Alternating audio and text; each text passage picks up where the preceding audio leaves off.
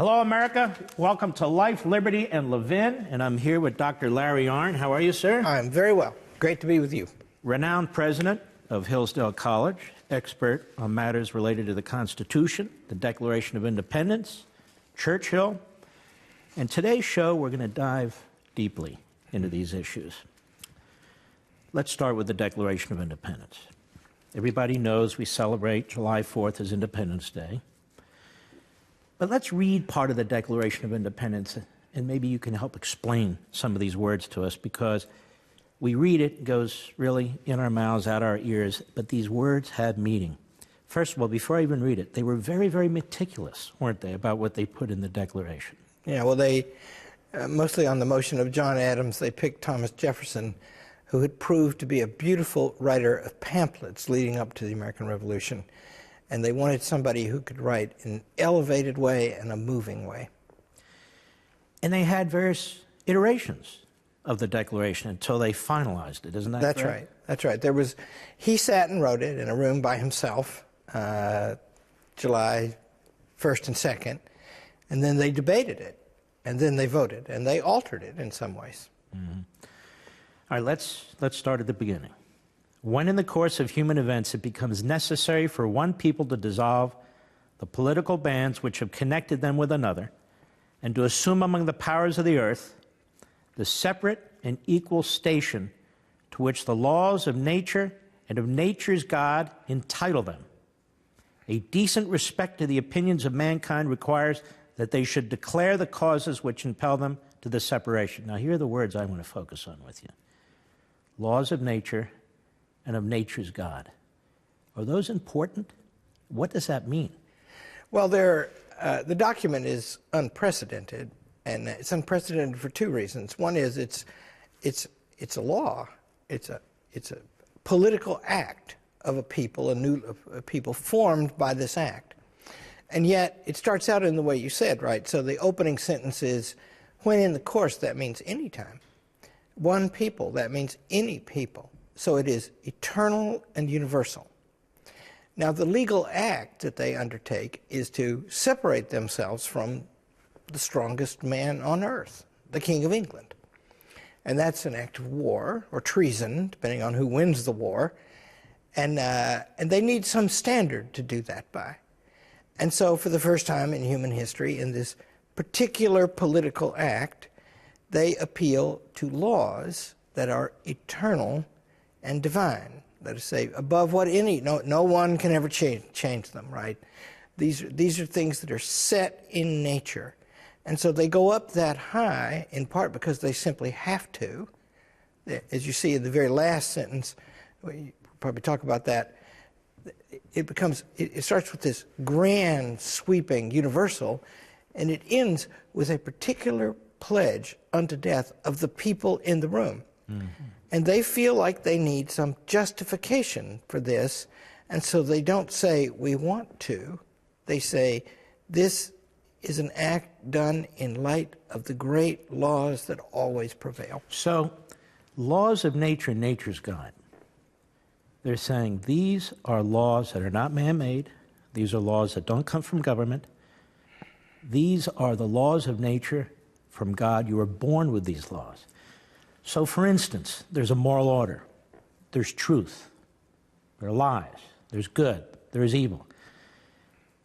And are they saying that applies to all human beings, wherever they are? You know right from wrong in the United States. You know right from wrong in France. That's right. And these aren't things that you get from government. These are innate. Aristotle, Cicero, now we're going deep. We're going to Athenians and Romans and so forth. They were read by the founders of this country. They knew who Aristotle was. They knew who Cicero was. Why is that important? Well, what the Greeks did, and then the Romans followed them, was they were the first ones to ask questions that would lead to some comprehension of the laws of nature and nature's God. The questions that Socrates asked the Greek is, "Ti este," what is a thing? What is a thing in its essence? What is a human being? And so you can't understand the Declaration of Independence until you understand this conception of human equality that we'll talk about. But that just means that everything that's a human being is a human being and not another kind of being, and has to be treated like a human being. And so that starts with Greek philosophy. And human beings are different than every other being. Horses, yeah. So the very famous letter, last important letter he wrote in his life, a few days before he died, which of course he died on the 50th birthday of the Declaration of Independence, Thomas Jefferson. He writes to a man named Whiteman, and he says, what does it mean? He says, it means that some are not born with saddles on their backs, nor others booted and spurred to ride them by the grace of God. Men cannot be ruled the way horses can be ruled, because they're not the same thing.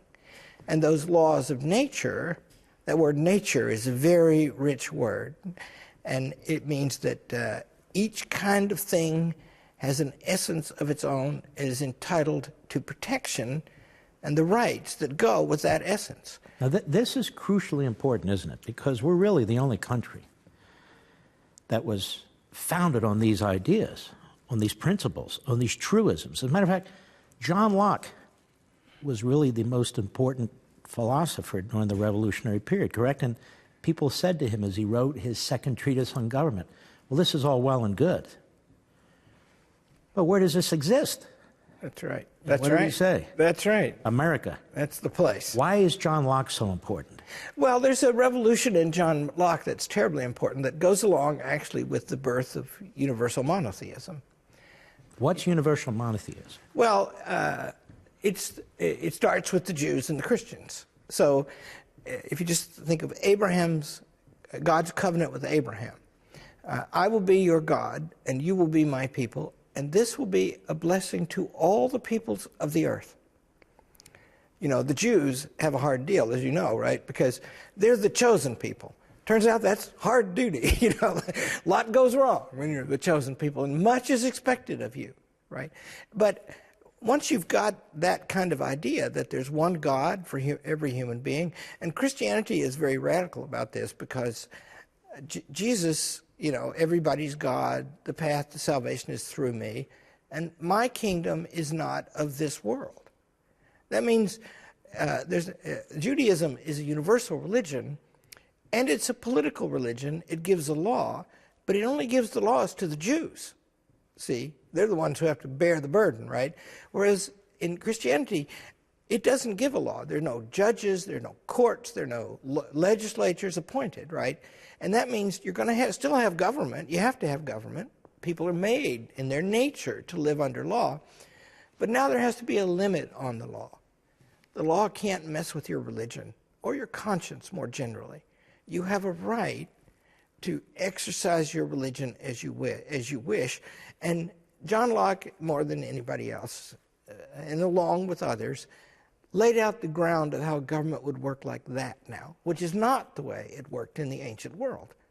So they are aware of all this in the Revolution, and they take that idea and see it's a you know, the first place on earth that achieved, the first chief executive outside Israel to write a letter to some Jews addressing them as equal citizens was George Washington.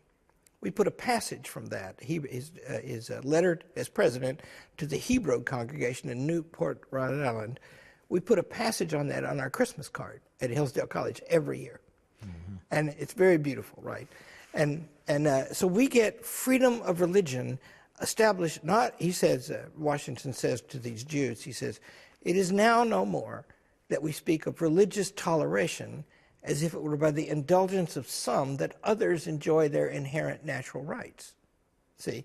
So you're going to have to have a nation like that if you're going to have freedom of religion. So you have a nation that is founded on the notion of really individual sovereignty in many respects, respect for the individual. At birth, certain rights at birth that are recognized in the Declaration of Independence. Natural law, a given eternal moral order, like the golden rule or what have you. It is because it is. And we have this Declaration of Independence where these men come together and really for the first time in mankind proclaim this, Now, they also say in the Declaration of Independence, we hold these truths to be self-evident, that all men are created equal. They're endowed by their Creator with certain unalienable rights. They are repeatedly talking about the Creator. That's right. And God and the divine. These unalienable rights, self-evident. Isn't that what you're talking about when you talk about natural law? What are these unalienable rights, and what did they mean by created equal? So it's a precept of the natural law that all men are created equal.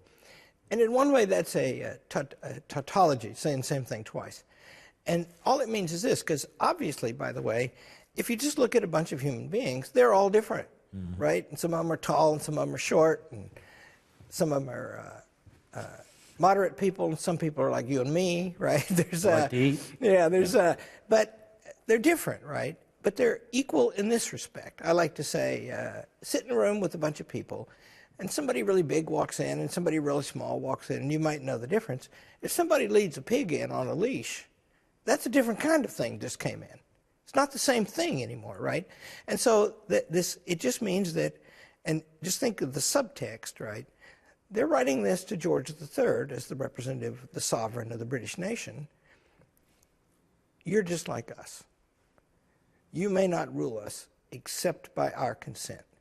In 1774, Jefferson wrote the very beautiful Summary View of the Rights of British North America. And in the final paragraph, he begins by addressing the king. Let those flatter who fear. It is not an American art. Isn't that great? And these men who do this, who are well-read, enormously articulate, spreading the word, and they meet in Philadelphia at Independence Hall. And the word disputes, they come up with this document. This was a death sentence for every one of them, wasn't it? That's right. There was, at the time of the Declaration of Independence, there was a writ issued by the king for the arrest of most of the people who signed it, and then all the others were added. And it wasn't given to a policeman or a prosecutor, it was given to a general. And he was to use the army to find them and kill them or put them on ships and take them to England. And so they know that. There's one of the founders who's from Pennsylvania, and he said to his wife, it's in these wonderful records, the signers of the Declaration of Independence, he said, you know, we're going to vote for independence. And she said, yes. And he said, I'm going to vote for it. And she said, yes. And she said, our farm is near the sea. They're going to take our farm.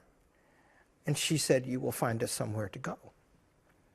And that's why, you know, in the last sentence, you know, as the first sentence is universal, eternal, and divine, the last sentence is, in support of this declaration, we mutually pledge to each other,